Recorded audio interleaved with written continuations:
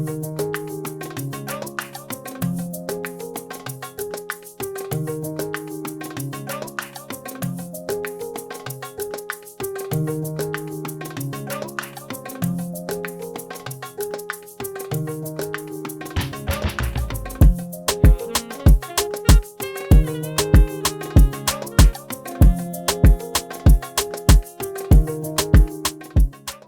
ora everyone and welcome to season 2 of the Eyeview Ethnic podcast.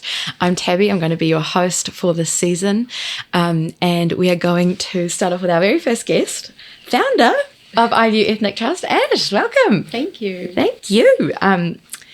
Guess we'll start off pretty simple. Could you please introduce yourself to everyone? Well, hello everybody. So I am Ash. I am the founder of Eyeview Ethnic Trust. Yeah, That's who I am. Awesome. And when did you found Eyeview? 2019. Awesome. Yeah. So just before COVID hit. Yeah. Oh, good timing. Yeah.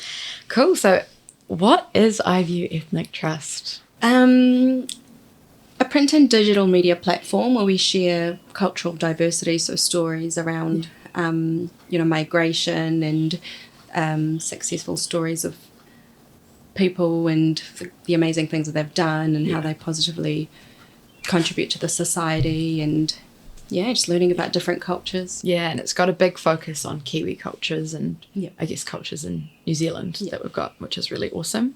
Mm-hmm. Now, over the years, Eyeview has grown from just a magazine into cultural exhibitions and podcasts. Yeah. Has that always been your view from when you founded it in 2019, or has that kind of developed and grown into the different avenues that we see from Eyeview today? Coming from a marketing background, I think for me, it was quite important to be on all the platforms. Yeah. Unlike the olden days, we don't have just a newspaper. So we've got the digital platforms, we've got print, we've got so many platforms. Yeah. No, you're right. But yeah, so it's important to be everywhere. So I did have an idea of being everywhere and being present, and tapping into all the different audiences everywhere. Yeah. But how I was going to do it, I don't know. I just threw myself. Yeah, and absolutely. Exhibitions that I didn't think of that. So that was an opportunity that popped up and it was successful. So I was like, yes, we've got to do more. Yeah. But the magazine was the initial idea. Yeah. And magazines to go to schools, that to me was priority. So, of course, growing up, we didn't have anything like that at our schools, and I feel like there's a lack of resources around cultural diversity at schools as well. So I thought, let's get into that. Yeah, awesome. Yeah.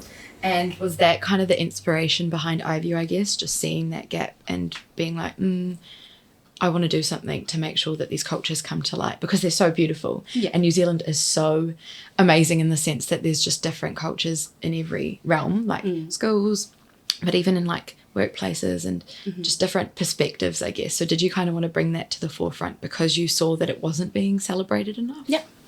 I mean, we have over 200 different ethnicities and cultures in New Zealand. Yeah.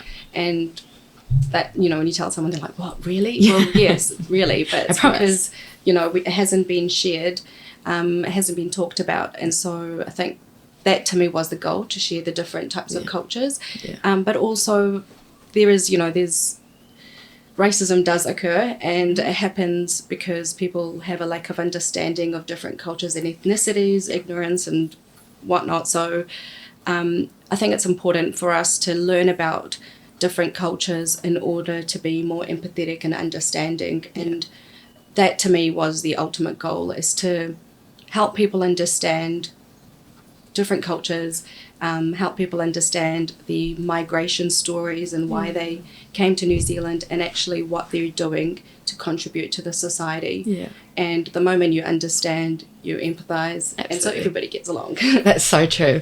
And did you find that was kind of how you established the first magazine and saw, I guess, a good way to share the stories? Like once you, I guess, released the magazine, were you like, this is actually a good way to make the cultures known? Yeah. I think initially I wanted to know what diversity means to people. Yeah. So I'm going to grab the magazine. Yeah, just a to shameless give people plug. an idea. To the right, we actually have our magazines. So this is the very first one. Yeah. And we travelled up and down the country asking, people what diversity means to you. So,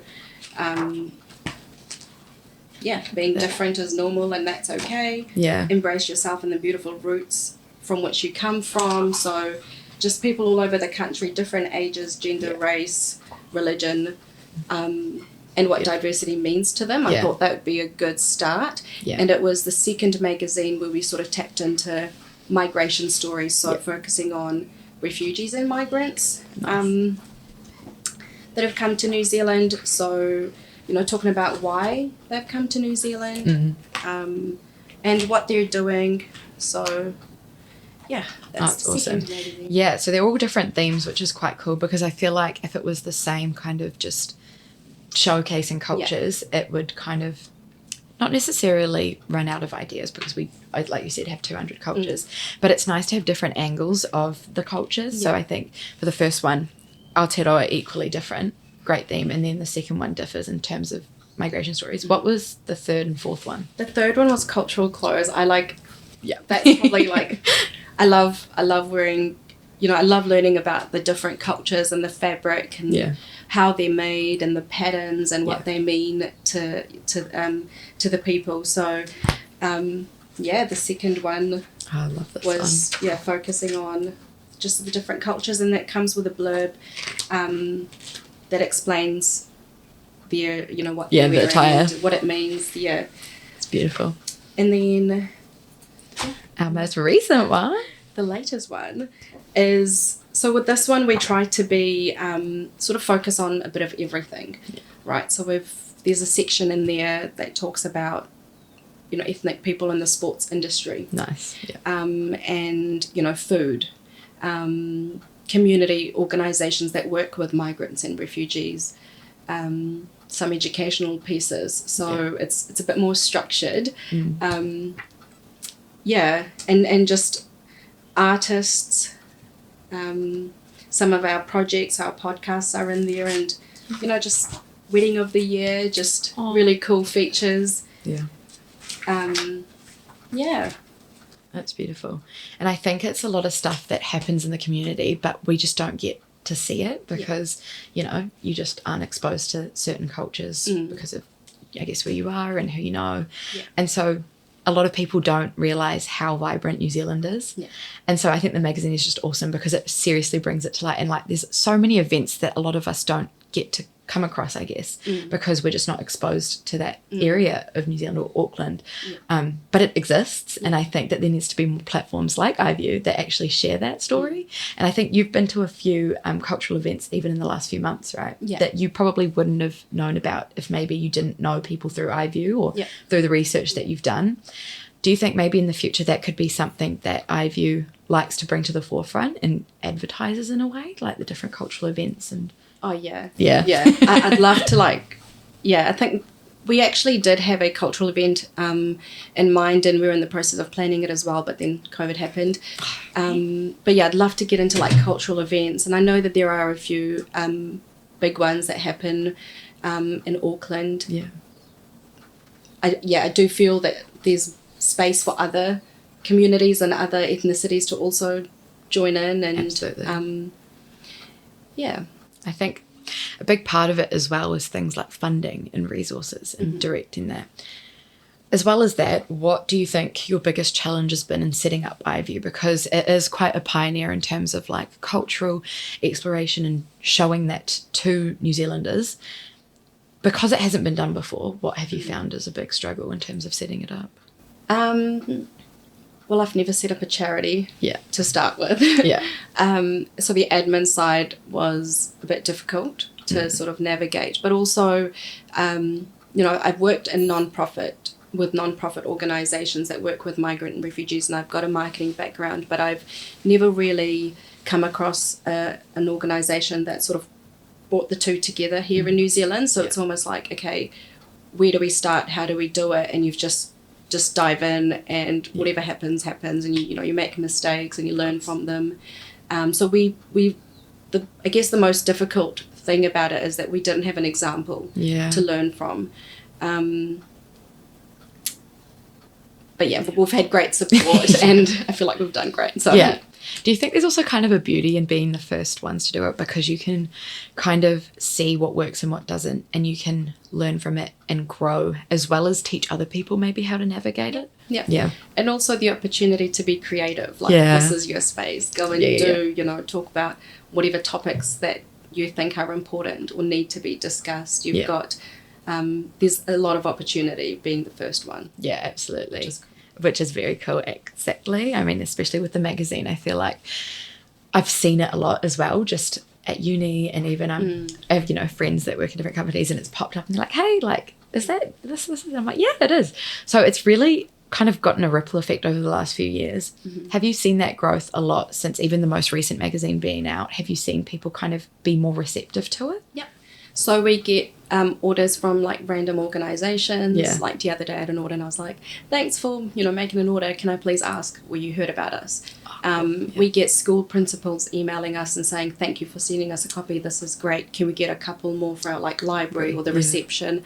So that's, you know, that tells me that it's accepted. You know, it's like, it's needed. We get messages in our social platforms saying this is great. Can we order some for, you know, the barbershop or like a hairdresser or something. For sure. People like flicking through while they're waiting.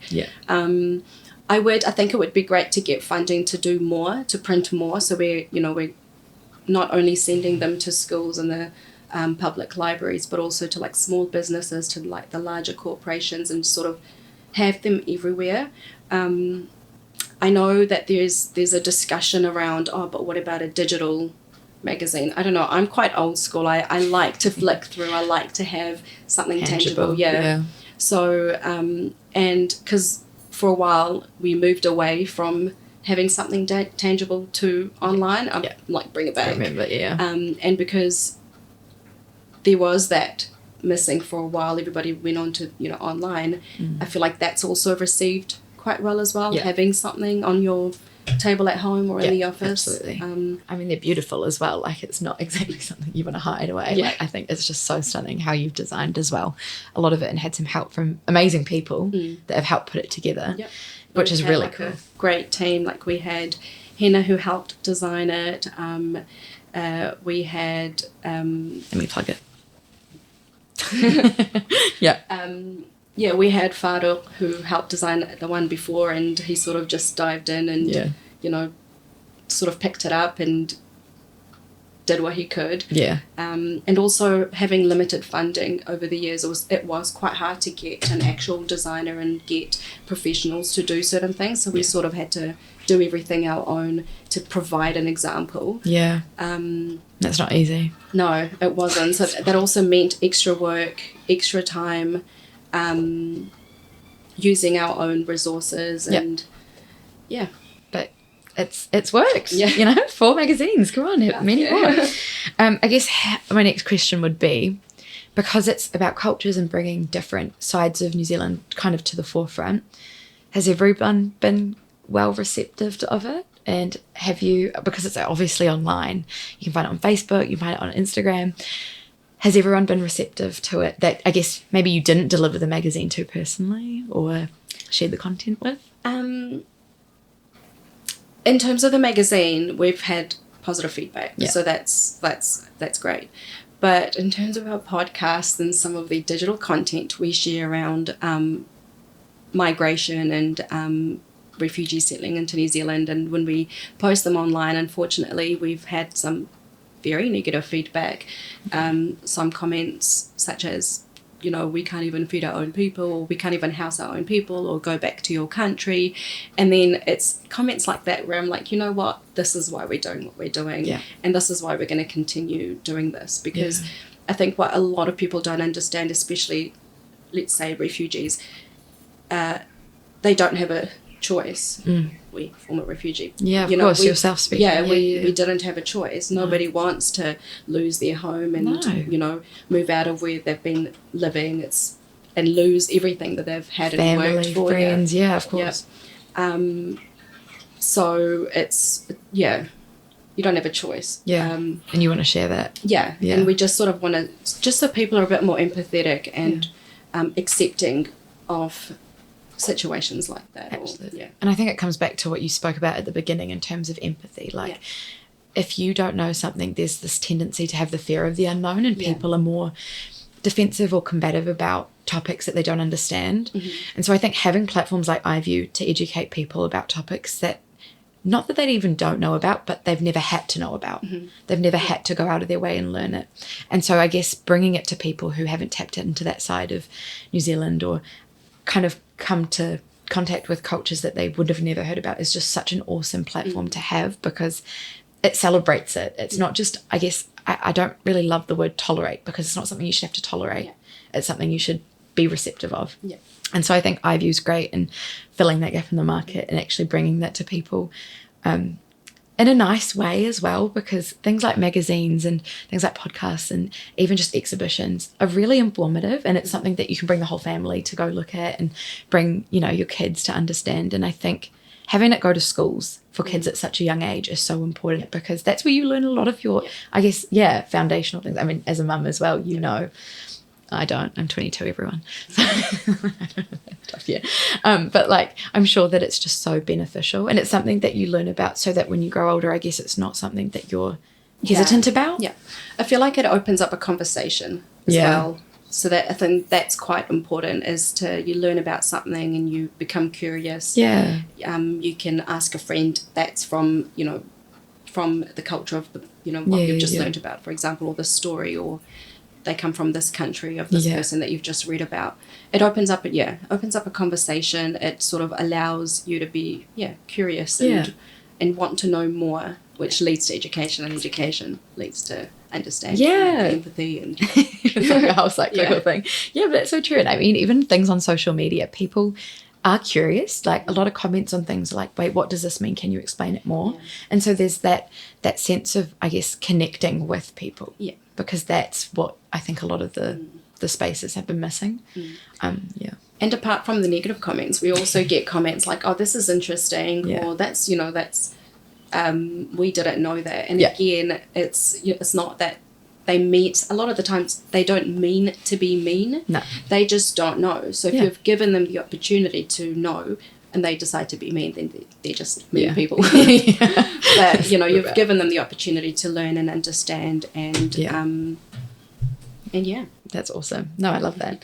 Cool. And I guess another thing I want to ask you is, in the future, obviously you've seen Eyeview grow massively since 2019. I mean, even with COVID kind of putting a stop in the works, you still powered through, and you still got a magazine out in 2020. So I guess in the future, if you had unlimited resources and everyone wanted to be on board with helping you grow Eyeview, what would you like Eyeview to become, and what would you like to see from Eyeview? Hard question. Give us a channel on like TV3 or something. I don't know. Like, give us to be on TV. To have New Zealand on air. Are you listening? Hey guys, just wanted to plug. Hey, we want to see you. To just grow. And obviously, like, learn more. Like, I mean, I didn't study to, you know, I didn't study diversity or anything. It's something I'm interested in. So for me, it's like, I want to learn, and I want to share with the people what I've learned, and, you know, that's circulate it. And it's just awesome. I mean, even with, I think, the Cultural Outfit magazine, just looking at all the beautiful cultures and all the colours and understanding why people wear that and when they wear it, it's just so fascinating, and it makes people want to, I guess, see it more. And I think bringing it to the forefront, like, I loved looking through that magazine and just seeing how beautiful all the different cultural outfits are. But sometimes you see them and you don't know where they belong, or like, you don't know who wears it when and what's acceptable. And I think that can bring people a bit, not hesitant about learning about it, but because they think it's like a sensitive topic, they don't want to approach it sometimes. And so I guess sharing how people have boundaries and why people wear that and when they wear it is actually a really awesome thing. I remember actually at school, I remember when we had like cultural day or whatever, I always wanted to wear like my Kurdish outfit, but I was always very hesitant. Like, I was shy, I was scared.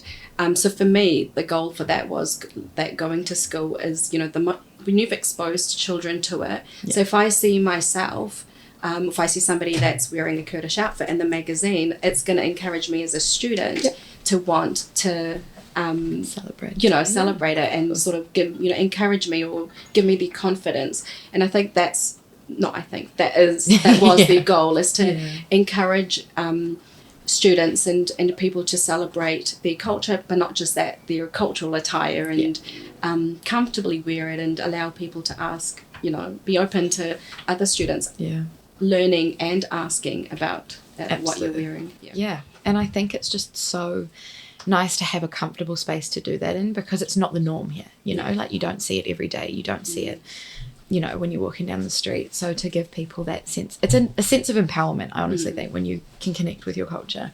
And so making sure that it's a safe space is awesome. And I think Eyeview does that beautifully. So thank you so much for founding it and coming here today. Thank you for being part of the team. Thanks, guys. Awesome. Yeah, we'll see you soon. Thank you. Thanks, guys. See you later.